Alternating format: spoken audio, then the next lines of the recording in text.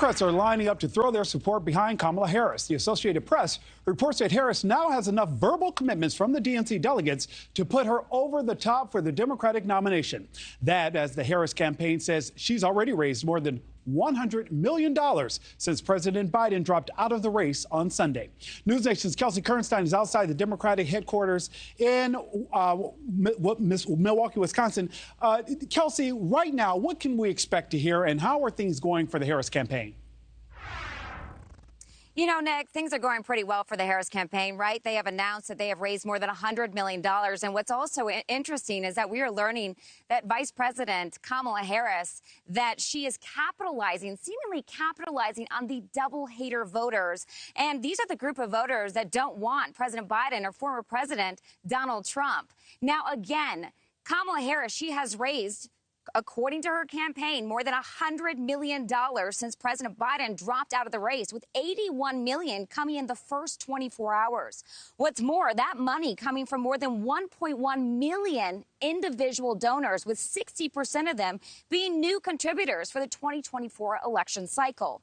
Harris's first day haul is the largest single day fundraising total in American history. That is about more than 30 million more than Donald Trump raked in even after his felony conviction earlier this year. One of the biggest Democratic super PACs, Future Forward, announcing a staggering $150 million raised within 24 hours, coming from donors who had previously been hesitant and undecided.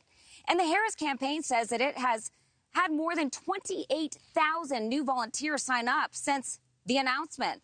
That's more than 100 times the rate from the Biden campaign.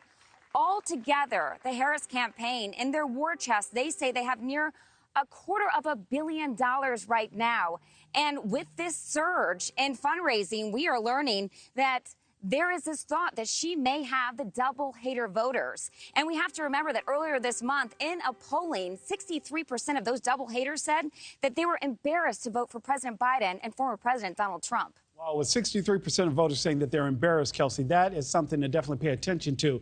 Vice President Harris speaking in Milwaukee today. The wind is clearly at her back. How does she keep that going, Kelsey?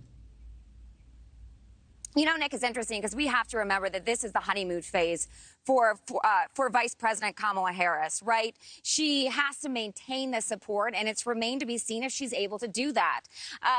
The initial reaction with the Democratic Party, of course, has been excitement. It has been revival with the Democrats and also the double haters. But we have to remember that she also has to choose her running mate, and that could really sway the voters in either direction.